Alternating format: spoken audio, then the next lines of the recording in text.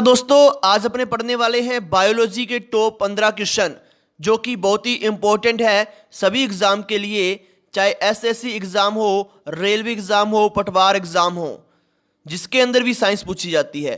पहला क्वेश्चन है, एल्वियोलाई मानव शरीर की निम्न में से किस प्रणाली से संबंधित है। क्वेश्चन है, एल्वियोलाई मानव शरीर की निम्न में से किस प्रणाली से संबंधित है। ऑप्शन कई हो सकते हैं लेकिन अपने सीधा उत्तर लिखा है दोस्तों, ये श्वसन प्रणाली से संबंधित होता है। लेकिन आपसे पूछ लिया जाए कि श्वसन तंत्र की इकाई कौन सी होती है, तो सही जवाब होगा श्वसन तंत्र की जो इकाई होती है उसे एयर सेक या वायु कोष बोलते हैं। और दोस्तों वायु कोष को ही एल्वियोलाई बोला जाता है और यह श्वसन तंत्र से संबंधित होती है। क्वेश्चन नंबर 2 है, ऑक्सीजन की उपस्थिति में सुक्रोज का कार्बन डाइऑक्साइड जल तथा ऊर्जा में पूर्ण रूप से ऑक्सीकरण क्या कहलाता है। तो 4 ऑप्शन दिए हुए हैं, इसका सही जवाब होगा एरोबिक सब्शन। दोस्तों जो एरोबिक सब्शन होता है इसको अपने ऑक्सीसप्शन भी बोलते हैं।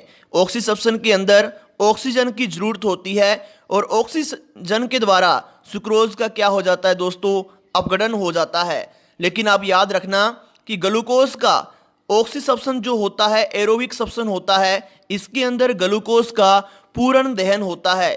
परीक्षा में पूछ लिया जाए किस सप्शन के अंदर ग्लूकोज का पूर्ण रूप से दहन होता है, तो दोस्तों एरोबिक सप्शन के अंदर, जिसको ऑक्सीसप्शन भी बोला जाता है। ग्लूकोज टूटता है तभी तो ऊर्जा बनती है। लेकिन इसके साथ साथ दोस्तों याद रखना, जैसे अन्य प्राणी बैक्टीरिया कवक में मुख्य रूप से कौन सा सप्शन पाया जाता है, तो हमारा जवाब आएगा अवायवीय सप्शन। दोस्तों जो जीवाणु होता है, कवक होते हैं, फंगस होता है, ये क्या करते हैं, अवायवीय सप्शन करते हैं, यानी इनको सप्शन के लिए ऑक्सीजन की जरूरत नहीं होती है।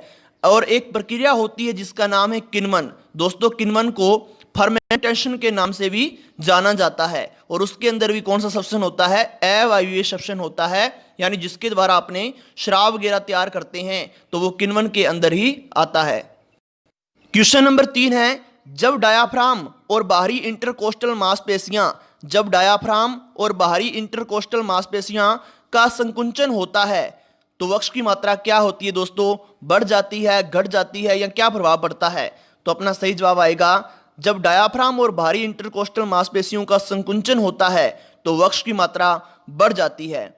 दोस्तों वक्ष क्या होता है, धड़ और पीठ का जो बीच का स्थान होता है, अपने गर्दन से नीचे वाला स्थान होता है दोस्तों, उस पूरे के भाग को क्या कहा जाता है, वक्ष कहा जाता है। लेकिन याद रखना जो वक्ष भाग होता है ये इसके 2 भाग होते हैं, एक होता है दोस्तों थोरेसिक भाग और एक होता है एब्डोमिनल भाग। यानी जो थोरेसिक भाग होता है इसको कहते हैं वक्षीय भाग और दूसरा जो भाग होता है इसे बोलते हैं उदरीय भाग, जिसके अंदर दोस्तों अमाशय स्थित होता है वो उदरीय भाग होता है। अब मतलब क्या है, जब डायाफ्राम सिकुड़ेगा तो फेफड़ों के अंदर दोस्तों क्या भर जाएगी, हवा भर जाएगी और हवा भरेगी तो वक्ष की मात्रा क्या हो जाएगी दोस्तों, बढ़ जाएगी। आपको पता होगा डायाफ्राम होता क्या है, डायाफ्राम फेफड़ों के जो फेफड़े होते हैं दोस्तों, फेफड़ों के नीचे पाए जाने वाली मांसपेशी होती है। जब डायाफ्राम फैलता है तो फेफड़े संकुचित हो जाते हैं, जब फेफड़े फैलते हैं तो डायाफ्राम संकुचित हो जाता है। क्वेश्चन नंबर 4 है दोस्तों, फेफड़े से बाहर निकलता हुआ रक्त, फेफड़ों से यानी लंग्स से बाहर निकलता हुआ जो रक्त होता है में ज़्यादा होता है, ऑक्सीजन, कार्बन डाइऑक्साइड, हीमोग्लोबिन या आरबीसी की संख्या। ऐसा क्वेश्चन पूछ सकते हैं तो अपना जवाब आएगा ऑक्सीजन। दोस्तों याद रखना जो हृदय से निकलती हुई फुफ्फुसीय धमनी होती है जिसको पल्मोनरी आर्टरी बोला जाता है, जो कि फेफड़ों में लाती है, उसके अंदर जो रक्त होता है उसके अंदर कार्बन डाइऑक्साइड की मात्रा होती है। मतलब क्या है, यहाँ पर मैंने लिखा है धमनी, ये बात काफ़ी इंपॉर्टेंट है दोस्तों। अपने अंदर जो रक्तवाहिनियाँ होती है 2 प्रकार की होती है, एक होती है धमनियाँ और एक होती है शिराएँ। एक होती है धमनियाँ और एक होती है शिराएँ। जो धमनियाँ होती है उसके अंदर हमेशा क्या रहता है दोस्तों, शुद्ध खून रहता है और जो शिराएँ होती है उनके अंदर क्या होता है, अशुद्ध खून होता है।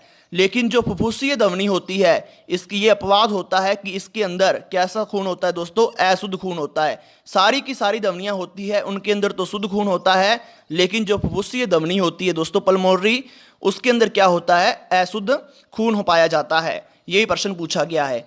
लेकिन फेफड़ों से निकलने वाली जो पल्मोनरी वेन होती है दोस्तों, वेन होती है वो जिसको अपने फुफ्फुसीय शिरा के नाम से जानते हैं, उसके अंदर कैसा खून होता है? शुद्ध खून होता है। मतलब उसके अंदर क्या होती है? ऑक्सीजन होती है। 5 नंबर क्वेश्चन है, वक्ष पिंजरे द्वारा संरक्षित अंगों में शामिल है। वक्ष पिंजरे द्वारा संरक्षित अंगों में शामिल है फेफड़े, हृदय, दोनों, कोई नहीं। तो इसका जवाब आएगा दोनों। दोस्तों जो वक्ष पिंजरा होता है इसको थोरेसिक केस भी बोला जाता है, जो कि फेफड़े और हृदय को सुरक्षित रखता है।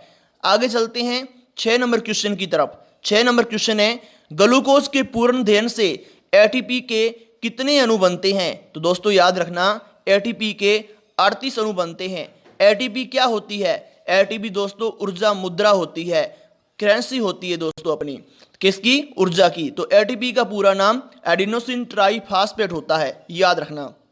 व्याख्या के अंदर है, वायवीय श्वसन में ग्लूकोज का पूर्ण दहन होता है। ये बात अपने पहले भी पढ़ चुके हैं। और 38 एटीपी क्या बनती है? ऊर्जा प्राप्त होती है। ये जो प्रश्न है दोस्तों 7 नंबर काफी इंपॉर्टेंट है, इस पर स्टार लगा लेना। यदि रक्त में CO2 की सांद्रता बढ़ जाती है, यदि रक्त में CO2 की सांद्रता बढ़ जाती है तो सांस लेना बढ़ जाता है, कम हो जाता है, बंद हो जाता है, कोई प्रभाव नहीं पड़ता। अब सीधी सी बात है, थोड़ा सोच के बताना। CO2 की सांद्रता बढ़ जाएगी तो दोस्तों ऑक्सीजन की क्या हो जाएगी? शरीर में कमी हो जाएगी। तो हम तेजी से क्या करेंगे? सांस लेंगे, यानी अपनी श्वसन दर क्या हो जाएगी? बढ़ जाती है। ये बात आप ध्यान रखना। चलते हैं दोस्तों 8 नंबर क्वेश्चन की। 8 नंबर क्वेश्चन है, निम्नलिखित में से कौन सा कोशिकीय श्वसन केंद्र है? कौन सा कोशिकीय श्वसन केंद्र है? केंद्रक, राइबोसोम, माइटोकॉन्ड्रिया, गोल्जी काय। जैसा कि आपको दिख रहा है माइटोकॉन्ड्रिया। दोस्तों जो माइटोकॉन्ड्रिया होता है इसकी काफी बातें होती है जो बार बार परीक्षाओं के अंदर पूछी जाती है। सबसे पहली बात तो दोस्तों इसे कोशिका का पावर हाउस कहा जाता है। दूसरी बात यह श्वसन केंद्र होता है और क्या बनाता है? एटीपी यानी ऊर्जा बनाने का काम करता है। और जो एटीपी होती है ये एनर्जी करेंसी होती है दोस्तों, ऊर्जा मुद्रा होती है। लेकिन याद रखना इसके साथ इसके अलावा और भी बातें होती है कि मैं आपको बता दूं, जो माइटोकॉन्ड्रिया होता है दोस्तों ये दोहरी झिल्ली युक्त कोशिकांग होता है। कैसा कोशिकांग होता है? दोहरी झिल्ली युक्त कोशिकांग होता है, कई बार पूछ लेते हैं। और जो माइटोकॉन्ड्रिया होता है इसको सूत्र कणिका के नाम से भी जाना जाता है। माइटोकॉन्ड्रिया को किसके नाम से जाना जाता है? सूत्र कणिका के नाम से भी जाना जाता है। अगर पूछ लिया जाए माइटोकॉन्ड्रिया का आनुवांशिक पदार्थ कौन सा होता है दोस्तों, तो माइटोकॉन्ड्रिया का आनुवांशिक पदार्थ डीएनए होता है, डीऑक्सीराइबो न्यूक्लिक अम्ल होता है। और इसके अलावा सबसे इंपॉर्टेंट बात, जो माइटोकॉन्ड्रिया होता है ये जीवाणु किसके अंदर दोस्तों? जीवाणु के अंदर और नील हरी शैवाल के अंदर, जीवाणु के अंदर और नील हरी शैवाल के अंदर माइटोकॉन्ड्रिया एब्सेंट होता है, नहीं पाया जाता। बाकी सभी पौधों के अंदर, जंतुओं के अंदर ये क्या करता है? पाया जाता है। यानी पौधों के अंदर अलग प्रकार का, लेकिन जंतुओं के अंदर पाया जाता है। आगे ऑप्शन में था केंद्रक। केंद्रक क्या होता है? अगर आपसे पेपर में पूछ ले कोशिका का कंट्रोलर यानी कोशिका का नियंत्रक क्या कहलाता है दोस्तों? केंद्रक कहलाता है। आगे है राइबोसोम यानी कोशिका का रसोईघर। कोशिका का रसोईघर या प्रोटीन फैक्ट्री किसे कहा जाता है? तो राइबोसोम को कहा जाता है। दोस्तों जो राइबोसोम होते हैं ये मुख्य रूप से प्रोटीन संश्लेषण का काम करते हैं। और राइबोसोम की खोज जॉर्ज प्लेडे ने की थी। किसने की थी? जॉर्ज प्लेडे ने की थी। कहीं कहीं प्लेड भी लिखा होता है। तो जॉर्ज प्लेड ने राइबोसोम की खोज की थी, जो कि राइबोसोम दोस्तों होते हैं, एक होता अपने अंदर कोशिकांग पाया जाता है एंडोप्लाज्म रेटिकुलम। कौन सा पाया जाता है? अंतःपर्दवी जालिका। और 2 प्रकार की होती है अंतःपर्दवी जालिका। कौन कौन सी? एक तो होती है रफ एंडोप्लाज्म रेटिकुलम और एक होती है स्मूथ एंडोप्लाज्म रेटिकुलम। जो रफ एंडोप्लाज्म रेटिकुलम होती है उसके अंदर राइबोसोम पाए जाते हैं, जो स्मूथ होती है उसके अंदर राइबोसोम नहीं पाए जाते। ये बात भी आप ध्यान रखना। और तीसरा आगे ऑप्शन में था गोल्जी बॉडी, जिसको दोस्तों गोल्जी काय के नाम से भी जाना जाता है। यह प्रोटीन व वसा का आदान प्रदान करने का काम करता है, यानी कुरियर का काम करता है। इसके टूटने से लाइसोसोम का निर्माण होता है, जो कि वेरी इंपॉर्टेंट बात है। इसके साथ दोस्तों एक बात और याद रख लेना कि जो गोल्जी काय होती है या गोल्जी बॉडी होती है यह भी एक प्रकार का कोशिकांग है। और इसकी खोज कैमलियो गोल्जी ने की थी। किसने की थी दोस्तों? कैमलियो गोल्जी ने की थी। अगर पूछ ले किसमें की थी तो कैमलियो गोल्जी ने उल्लू की, किसके अंदर? उल्लू की तंत्रिका कोशिका के अंदर गोल्जी बॉडी की खोज की थी। और जो कैमलियो गोल्जी थे वो इटली के वैज्ञानिक थे। क्या थे दोस्तों? इटली के रहने वाले थे। 9 नंबर क्वेश्चन है कि एक बीज से उत्पन्न पहली जड़ को किस रूप में जाना जाता है। एक बीज से उत्पन्न पहली जड़ को किस रूप में जाना जाता है, तो इसका सही जवाब आएगा रेडिकल के रूप में जाना जाता है। चलते हैं अगले क्वेश्चन की ओर। अगला क्वेश्चन है ओव्यूल यानी जिसको डिम बोलते हैं कि किस भाग से फ्यूनिकल जुड़ा होता है। तो दोस्तों 4 ऑप्शन दिए गए हैं, इनमें से सही जवाब होगा हिलम भाग से। जैसा कि आपने वक्राणु की संरचना भी पढ़ी होगी दोस्तों, उसके अंदर आप जानते हो कि सभी प्रकार की जो नलिकाएं होती है किसी एक ही भाग के अंदर प्रवेश करती है और वहां से ही क्या है निकलती है। उस भाग को हम क्या बोलते हैं, हाइलम बोलते हैं। क्या बोलते हैं दोस्तों, हाइलम बोलते हैं। इसी प्रकार जो ओव्यूल होता है, ओव्यूल के किस भाग से फ्यूनिकल जुड़ा होता है, तो बीज जहां से निकलता है और बीज जहां से जैसे चित्र में दिखा रखा है दोस्तों, जिस स्थान से निकल रहा है उसे अपने क्या कहते हैं, हिलम कहा जाता है। वेरी इंपॉर्टेंट बात है दोस्तों। अगला क्वेश्चन है 11 नंबर क्वेश्चन है जिन बीजों में प्रचुर मात्रा में ग्लाइकोसोम होते हैं वे क्या कहलाते हैं। सही जवाब होगा अंकुरित बीज कहलाते हैं दोस्तों, यानी जर्मिनेटिंग सीड कहा जाता है। क्या कहा जाता है इनको, जर्मिनेटिंग सीड कहा जाता है, जो कि अंकुरित बीज होते हैं। इसके अंदर प्रचुर मात्रा में क्या होते हैं, ग्लाइकोसोम होते हैं। चलते हैं अगले क्वेश्चन की ओर। त्वचा, जो त्वचा होती है दोस्तों, स्किन होती है, किस प्रकार की ऊतक का एक उदाहरण है। जैसा कि आपको दिख रहा है ये एक प्रकार की उपकला ऊतक होती है। और दोस्तों उपकला ऊतक को एपिथेलियम टिश्यू के नाम से भी जाना जाता है।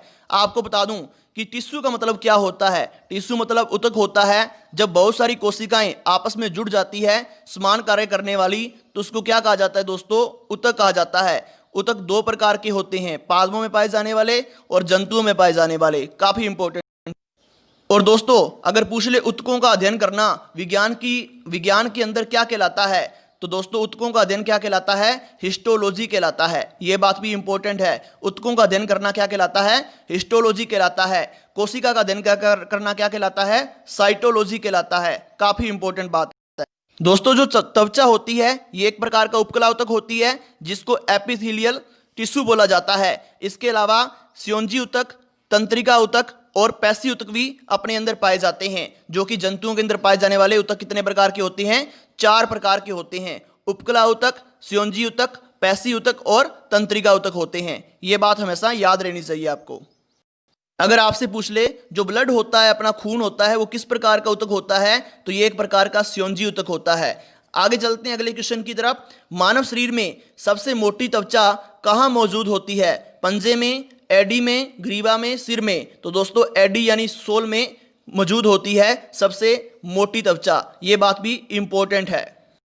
चलते हैं दोस्तों 14 नंबर क्वेश्चन की तरफ। 14 नंबर क्वेश्चन है जंतुओं की खाल, मांसपेशियां, बाल तथा नाखून किस पदार्थ के बने होते हैं। जैसा कि आपको दिख रहा है प्रोटीन के बने होते हैं। और दोस्तों कौन से प्रोटीन के बने होते हैं, केरोटीन प्रोटीन के बने होते हैं। प्रोटीन के बारे में आपको बता दूं, जो प्रोटीन होता है ये कार्बन, हाइड्रोजन, नाइट्रोजन और ऑक्सीजन से मिलकर बना होता है। किससे मिलकर बना होता है, कार्बन, हाइड्रोजन, नाइट्रोजन और ऑक्सीजन से मिलकर बना होता है। दोस्तों जो आपने नाम सुना होगा एमिनो एसिड, क्या नाम सुना होगा, एमिनो एसिड। अगर एमिनो एसिड को आपस में जोड़ते जाएं यानी बहुत सारे अमीनो एसिड की एक इकाइयां आपस में जुड़कर क्या बनाती है, प्रोटीन बनाती है। और जो अमीनो एसिड होते हैं आपस में पेप्टाइड बंध के द्वारा जुड़े रहते हैं। कौन से बंध के द्वारा जुड़े रहते हैं, पेप्टाइड बंध के द्वारा जुड़े रहते हैं। और दोस्तों जो अमीनो एसिड होते हैं उनके अंदर मुख्य रूप से सल्फर पाया जाता है, लेकिन कभी कभी उनके अंदर फास्फोरस व आयोडीन भी पाया जाता है। अगर दी गई जानकारी अच्छी लगे तो कमेंट, शेयर और फॉलो जरूर करना। चलते हैं दोस्तों 15 नंबर क्वेश्चन की तरफ।